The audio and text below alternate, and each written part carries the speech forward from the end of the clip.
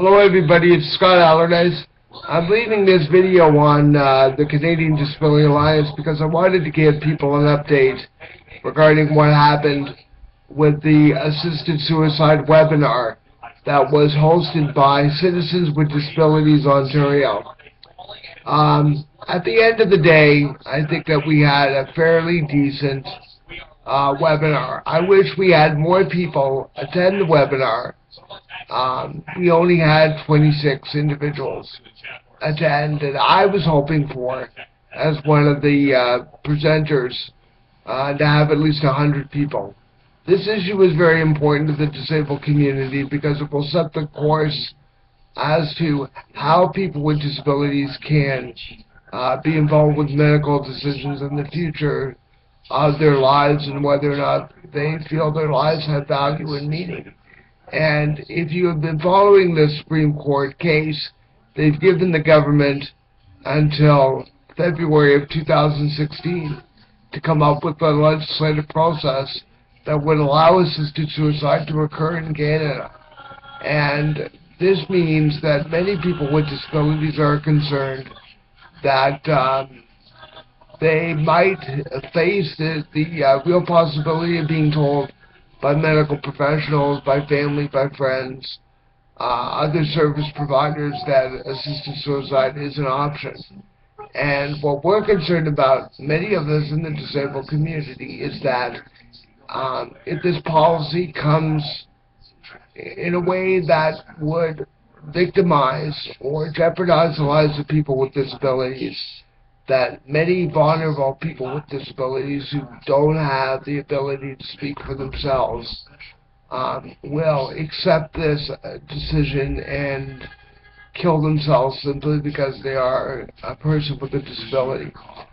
I'm actually writing the notes for the webinar, and the webinar will be up on the CWDO website shortly after the notes are finalized. I would encourage all members of the Canadian Disability Alliance to go to the CWDO website, which I am attaching to this video. Go there periodically and check to see if the webinar is up and running. I encourage you to listen to it. I encourage you to look over all the slide presentations. I've prepared a slide presentation on the subject. And two of the other three panelists also prepared a slide deck as well. They're very informative. You need to be aware of these issues as they are coming down the pike. And if people with disabilities don't start to set the agenda on this, other people, whether they be politicians or other interest groups, will set the agenda. And the difficulty has been that our history has shown that if people with disabilities aren't involved with these decisions, we tend not to like the decisions that are made. I would encourage everyone in the CDA to take the time to think about these issues and to decide for themselves what the best decision is. And I have said before, and I'll say again, if you're a person with a disability and you're depressed or you're considering suicide, all I would ask you to do is reach out to the CDA membership for help.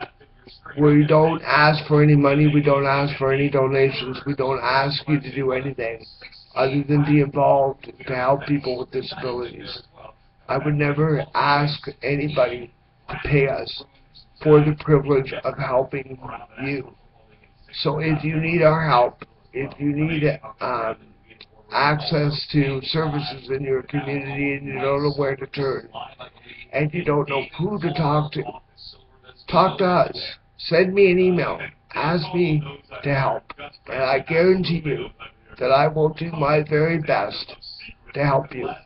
Because I believe that people with disabilities have a right to live, have a right to be in their communities, and above all, have the right to participate in Canada and be a valuable member of Canadian society.